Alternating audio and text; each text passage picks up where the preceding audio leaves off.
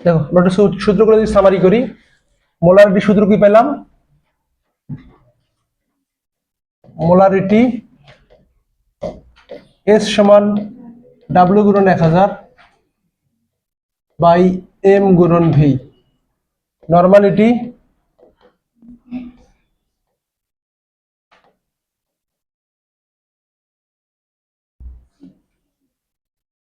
N সমান AC, অর্থাৎ তুমি সেটা ডাইরেক্ট এটা ইউজ করতে পারবা, ডাব্লিউ গুণন 1000 বাই এম গুণন ভি ইন্টু ই। আর মোলালিটি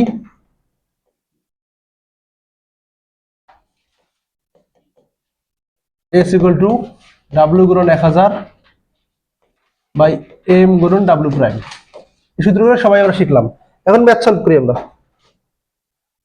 দেখো ফার্স্ট ছোট্ট একটা ম্যাথ সলভ করি। ওকে, দেখো একটা ম্যাথ দেওয়া আছে এখানে। সরি একটু এক মিনিট।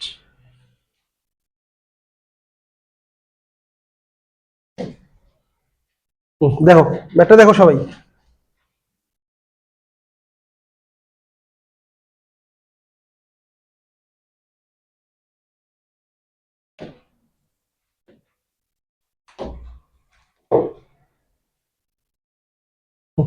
সবাই ম্যাথটা দেখো, হচ্ছে 100 গ্রাম দ্রাবকে 20 গ্রাম সোডিয়াম হাইড্রোক্সাইড দ্রবীভূত আছে।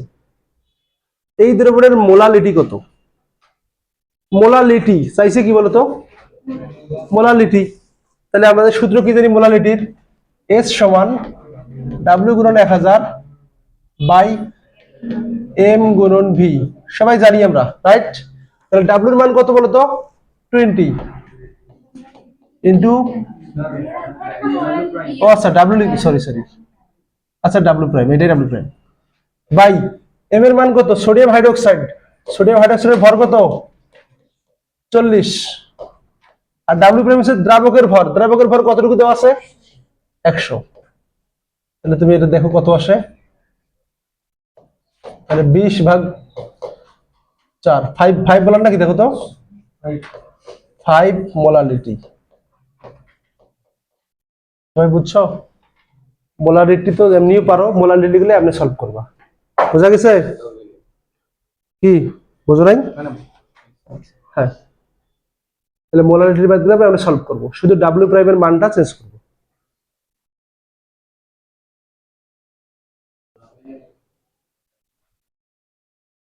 দেখো 20 গ্রাম 500 মিলি সালফুরিক অ্যাসিডের মোলারিটি ও নরমালিটি কত? একদম বাচ্চা ম্যাথ।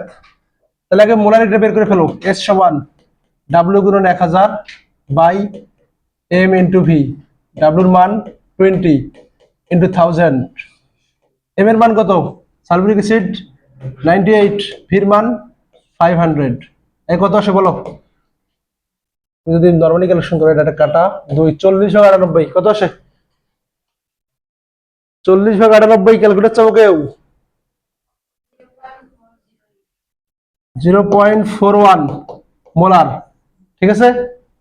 আর নরমালিটি যদি তুমি করো, এন সমান কি সূত্র শিখলি? এন সমান সে 0.41 তুল্য সংখ্যা, সালফুরিক অ্যাসিড হাইড্রোজেন দুইটা আছে না, তুল্য সংখ্যা 2 ইন্টু 2, তাহলে 0.82 নর্মাল দ্রবণ। This is the answer. বুঝছো?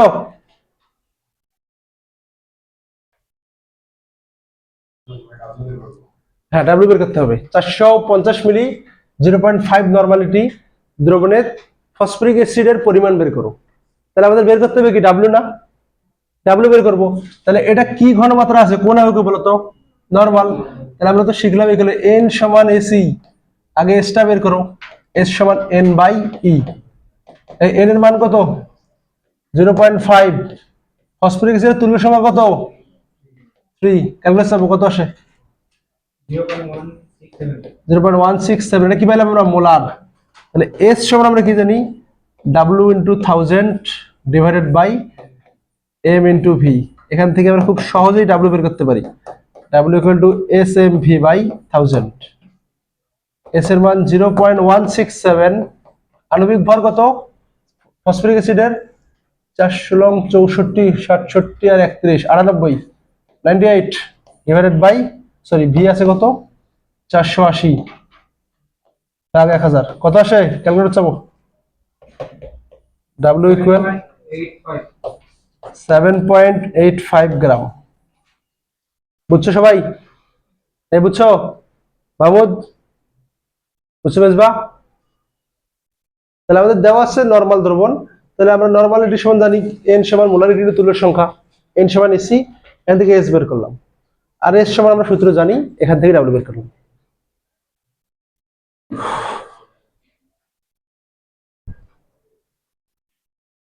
ওকে, পরেরটাই বেশি আমরা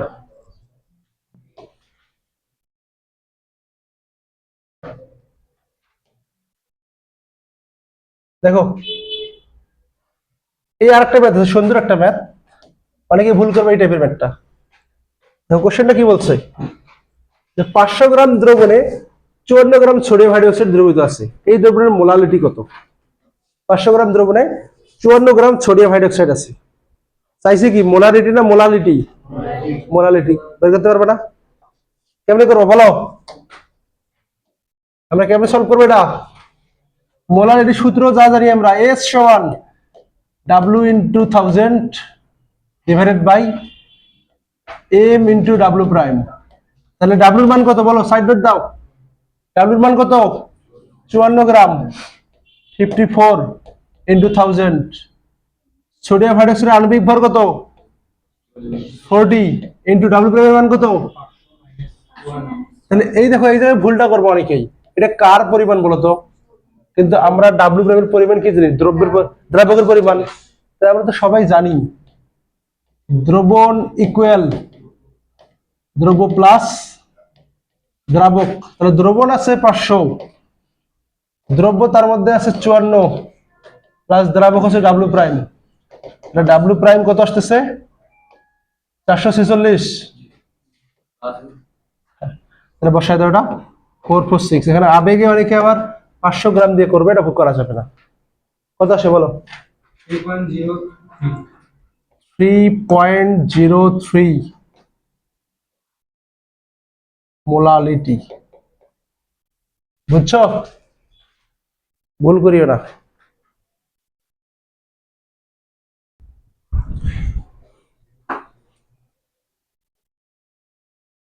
দেখো ঘনমাত্রায় কয়েকটা একক আছে, দেখো তোমাদের এই এককগুলো মনে রাখতে হবে। শতকরা পরিমাণ, দেখো ঘনমাত্রার একক প্রধানত 4টা ব্যবহার করা হয়, তার মধ্যে তোমাদের বোর্ড পরীক্ষার জন্য এইটা লাগবে, আর সর্বোচ্চ এটা, মানে এই দুটোর বাইরে বোর্ডে আসবে না, আর বাকি দুটো অ্যাডমিশনের জন্য। এই দুটো অ্যাডমিশন, আর এই দুটো হচ্ছে বোর্ড। খেয়াল করো, ওটি লিখে দেই x% W/V, তার মানে বোঝাচ্ছে 100 মিলি দ্রবণে x গ্রাম দ্রব্য। এক্ষেত্রে আমরা সূত্র ইউজ করব ডাইরেক্ট, S সমান W গুণন 1000 M গুণন V। এই ভির মানটা দেখো 100 মিলি দ্রবণে, এই ভিটাকে তুমি নিবা 100 অলওয়েজ। যখনই দেখবা শতকরা পরিমাণ আছে তখনই ভির মানটা ধরবে 100। বুঝছো? পরে লিখো, আগে বোঝো। যখনই থাকবে পার্সেন্টেজ শতকরা, তখনই ভির মান নেবে 100 মিলি। ওকে, এটা দ্বারা বোঝায় মেইনলি 100 মিলি দ্রবণে x গ্রাম দ্রব্য, তার মানে W/V। তুমি যদি এখানে নরমালি চিন্তা করো, x% মানে কি x/100 না? এটা কার মান? W/V। W এর মানে x, v এর মান 100, এভাবে মনে রাখতে পারো। যখন থাকবে তোমার x% W/W, এমসিকিউতে আসে, এটা কি বোঝায়?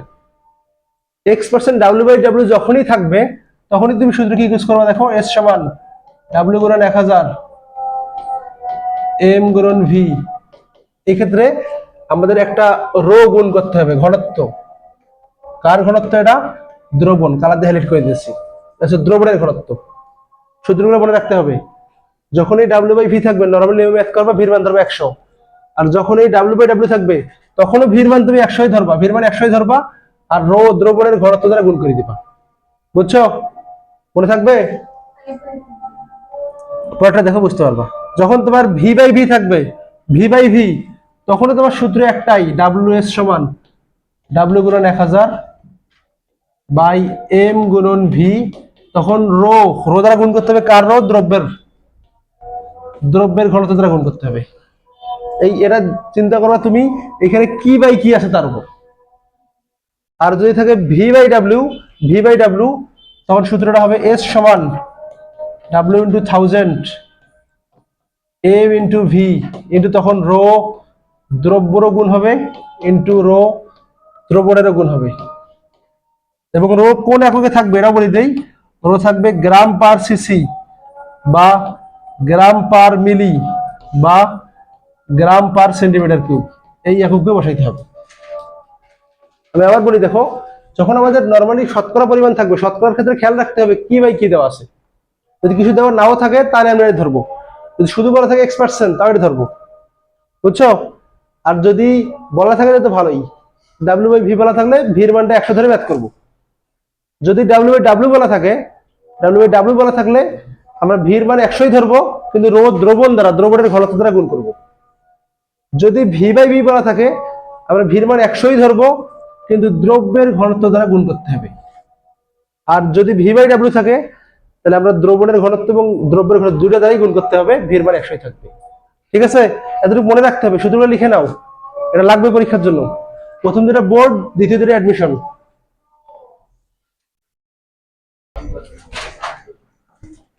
সবাই বুঝছো তো এগুলো নাকি? বুঝছো সবাই? এটা মনে রাখতে হবে, এটা মনে থাকা তুমি অঙ্ক করতে পারবে না। দেখো বলো,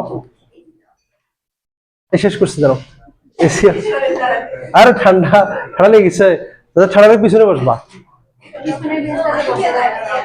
কেন? একটু আগায় নিলে তো হয়, বলবো না আমার। দেখো সবাই বোর্ডে দেখাও, বলছে দেখো 10% ক্যালসিয়াম কার্বনেট দ্রবণের মোলারিটি আয়কে ঘনমাত্রা কত হবে। দেখো তাহলে এইখানে কি কোনো কিছু দেওয়া আছে কি বাই কি? কোনো কিছু দেওয়া না থাকলেও তোমরা বুঝে নিবে ওটা ডাব্লিউ বাই ভি, কিছু দেওয়া নেই মানে ডাব্লিউ বাই ভি। তাহলে সলভ করি এক নম্বরটা, এস সমান W into 1000 by M into V. W এর মান কত? পার্সেন্টেজটা 10 ইন্টু 1000, এম এর মান কত? কেডা? ক্যালসিয়াম কার্বনেট, ক্যালসিয়াম কার্বনেটের ভর 40 48 12 60 100, তাহলে 100, ভির মান কত ধরবো? 100। কত আসে বলো? 1, হ্যাঁ 1 মোলার। দুই নম্বরটা তো বলেই দিছে ডাব্লিউ বাই ভি, এটা তো আরো সোজা, ডাইরেক্ট বসে এটা 20 ইন্টু 1000 ডিভাইডেড বাই এম এর মান 100, ভির মানে কত? এই সরি,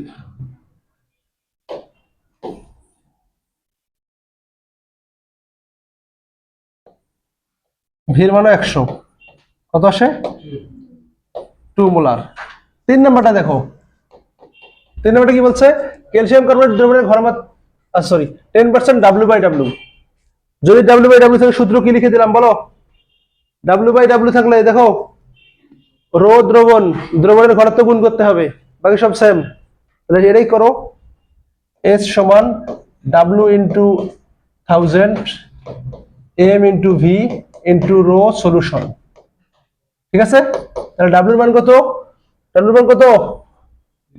10 ইন্টু 1000 বাই এম এর মান 100, ভির মান 100 ধরবো, রাইট, ইন্টু দ্রবণের ঘনত্ব কত দেওয়া আছে?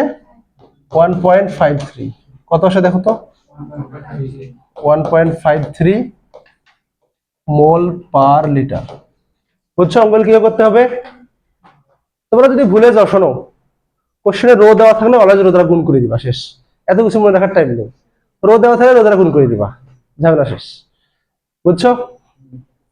এখন খেয়াল করিস কয়টা রো দেওয়া আছে, তখন একটু খেয়াল রাখতে হবে।